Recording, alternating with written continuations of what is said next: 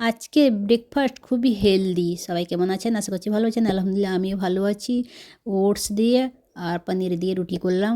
আর ১ম বার ট্রাই করলাম। আপনাদের সঙ্গেও শেয়ার করতে চলে এলাম। তো ১ম এ একটা বাটিতে আমি ডিম ফাটিয়ে নিয়ে নিলাম। আপনারা চাইলে ২ টো ডিম ফাটাতে পারেন। একটা রুটি করব, আমি একা খাবো তাই আমি একটা ডিম ফাটিয়ে নিয়েছি। তারপর পেঁয়াজ, ছোট সাইজের একটা পেঁয়াজ কেটে দিয়ে দিয়েছি। গাজর ছোট ছোট পিস করে দিয়ে দিলাম। চাইলে ঘষে দিতে পারেন। আর তারপরে ধনেপাতা দিয়ে দিয়েছি। তারপরে আমি ২ চামচের মতো ওটস দিয়ে দিব।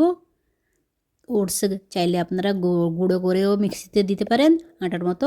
তো আমি ওটসকে গোটা গোটা রেখেছি, মচমচে ভালো হয় তাই। তারপর স্বাদ অনুযায়ী লবণ দিলাম। তারপরে কাঁচা লঙ্কা একটা দিয়ে দিয়েছি, কাঁচা লঙ্কা ঝাল ছিল বলে একটা দিলাম, বেশি দিলাম না। তারপর ভালো করে বাটারটাকে আমি ফেটে নিব। আর এদিকে আমি তাওয়া চাপিয়ে দিয়েছি, যতক্ষণ আমি একে রেস্টে রাখবো ৫ মিনিট, ততক্ষণ তাওয়াটাও গরম হয়ে যাবে। তাই এটা কিন্তু খুব খেতে ভালো লাগে। আর পনিরটাকে আমি ছোটো ছোটো পিস করে কেটে নিয়েছি।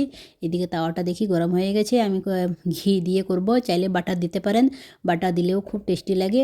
তো আমার কাছে বাটার নেই, আমি ঘি দিলাম। আর ঘি দিয়ে আমাকে খেতে ভালো লাগে, তাই ঘি দিয়ে আমি তারপর বাটারটাকে ভালো করে রুটির সাইজে আমি করে নিচ্ছি, গোল করে নিচ্ছি। করে মিডিয়াম আঁচে রেখে দিব, যত মচমচে হবে তত খেতে ভালো লাগবে। তারপর পনিরের যে টুকরো টুকরো করে রেখেছি, ওই পনিরের টুকরোটাকে ভালো করে আমি সাজিয়ে দিব পুরোটাই। তো এই রুটির নাম হয়ে গেছে পনির ওটস রুটি।